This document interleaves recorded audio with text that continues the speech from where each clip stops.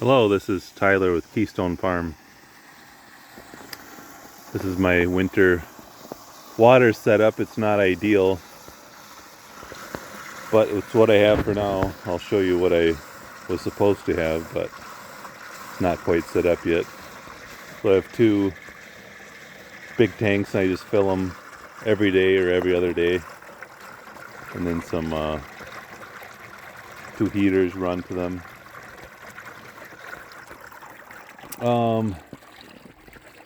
So yeah, this is the lane where they come to drink the water, and then this is where we've been milking. We milked for a while in this stanchion. It's a movable one, but there's not as much protection from the weather in that one, so this will be the more permanent one that's a little more protected. Still gets a little bit cold when wind comes out of the south or east. I mean, out of the west a little bit too, but we're just milking two right now. They came already trained to milking, so we didn't have to train them. I mean, a little bit. We had to train them to a bucket to try come to the stand. They weren't used to us, so. But the rest of them aren't trained. We'll see how that goes. So they just put their head in here. Nothing's really finalized. It's kind of jimmy rig for now, but got a bolt there to lock them in.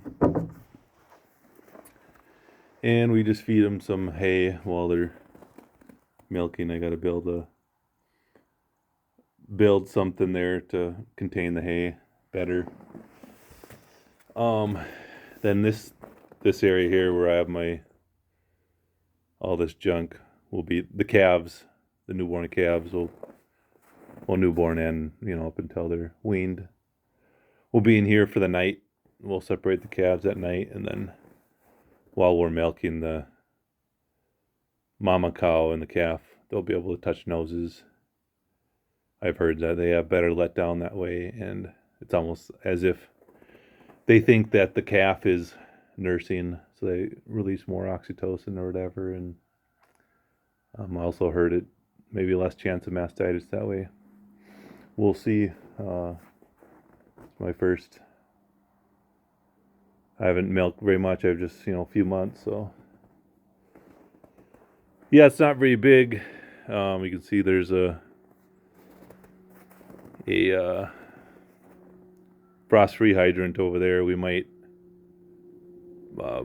pour some concrete and then make some insulated walls there, and a little room and put a water heater so we can have warm water out here too.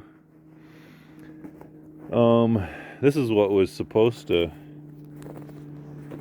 come October. Now it's like almost mid-December. Still hasn't came. It's I ordered a Pride of the Farm, it's called, the brand. Winter water setup. It's not a heater, it's just I can open this fiver. Maybe I'll clear the snow first. We poured a concrete pad here. There's a culvert that goes down 6 feet. This is the line. It's insulated. It's basically just heated with the ground heat. As long as the cows are drinking, it'll replenish with 50-degree water, so that's the way it doesn't freeze. If for whatever reason, say hypothetically, I sent the cows down the road for a week and it got real cold, it would probably freeze because it's not being replenished by 50-degree water. Put that back on. It's not supposed to. You're not supposed to get a bunch of junk down there. The pipe is supposed to be right in the middle. Anyways, I'll do another video when that comes and we install that. This stuff, I got a lot of salvage stuff here. Stuff here is decking, like the underside of like commercial buildings, so it's super solid material. I got a bunch of that. This milking shed, all the tin on the walls, this nice rustic tin. was all salvaged. I just driving by, see people taking off roofs, metal roofs, and so I go ask them what they're doing with the stuff they're taking off, and they say they're gonna bring it to the junkyard. So I ask if I can have it, and they say sure. It's happened a couple times. It's real functional, and then it looks kind of nice, almost like something that graduation, people that take graduation pictures or family pictures, they kind of like these kind of backgrounds. A little bit rusty, a little bit of paint still, and then the metal, blue metal. The roof we decided to do brand new metal because the salvage stuff has holes in it. We'd have to patch all the holes. Kind of a hassle. I still got to get more gates, and nothing's really set up permanent, but working on it. Here, this area to the south, this is facing south. See if I can use my finger. Starting here, going around, not that far, but it's going to be basically a corral in this area, a U-shaped corral. And we might add on here another section, either for chicken coop or when we're milking in the winter, those cows can have a place to go to get out of the wind and be babied a little bit more. I think I'm gonna walk down this path a little bit, and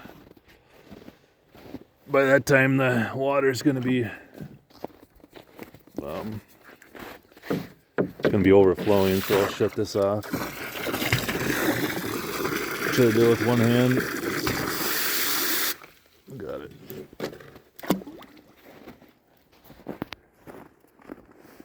So yeah, I did previous video, I think I explained a little bit about the bale grazing, but I didn't walk down the whole lane. According to my calculations, I should have enough hay, but I'm already now a month into it, and I don't think I'll have enough unless I get rid of some animals. I think I put out 75, and we're going through about a 5 a week, or a little less than a week. So we put them in relatively straight rows here, and then I showed in other videos, stick the rebar posts and then these insulators right into the bale. Hold the line off the bale a little bit. Yeah, so when you have not optimal hay, especially when it's stemmy, or I have some bales in here that are grass bales, but mainly reed canary, they don't eat as much, and a lot of it's, I wouldn't call it waste, but they just don't eat it. They don't eat the stems and don't prefer reed canary hay. It was a little bit rough for the farmers making hay this year because we got rain so consistently, so they had a tough time finding a 5-4 or a week long window to make good hay. Even like 4 days, it was hard. So the farmer I got this hay from, I don't think he did first crop till July, which is definitely not optimal. I'd prefer farmers to do it beginning of June before it gets too stemmy and seeds out. Everyone's really calm. In case you didn't see the last time, this is what we do. Keep them off the other bales. I just give them 5 at a time. For example, this bale, I think they've had access to these 1 or 2 days. They haven't really touched this bale. It's just a bunch of stems. I mean, there's really a little bit of it, but But then you get this bale, which I don't know when this was. It was just maybe a different field, different area. It did get baled a little wet, so it's not. Some of the parts are moldy, but it's way better. You know, it's not so stemmy. I mean, this was actually cheaper, hey, because he had planted alfalfa field, and then it was weedy. He said, so he gave it to me cheaper, and they like it better. And this is just alfalfa, the more expensive stuff, but yeah, either it was third crop or they just totally demolished it. So every day or a couple times a day or whatever, I do come out and pitchfork some hay around, which I like doing. You know, it's a little extra work, but it's nice to get outside, and especially when you have cattle that you're trying to tame down a little bit. It's nice to spend some time with them and get them used to you. I mean, a couple months, the ones I'm milking, I'll probably end up trying to feed alfalfa pellets or something to get them to come into a stanchion and head gate and whatnot to be milked.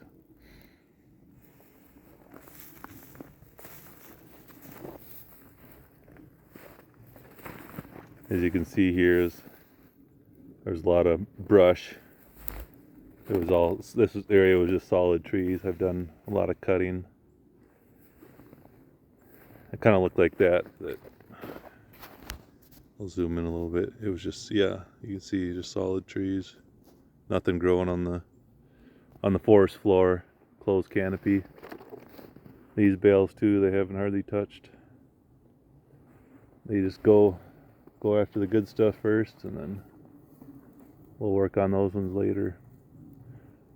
Alright, I've been already 12 minutes. Just figured I'd give a little update. That's all for now.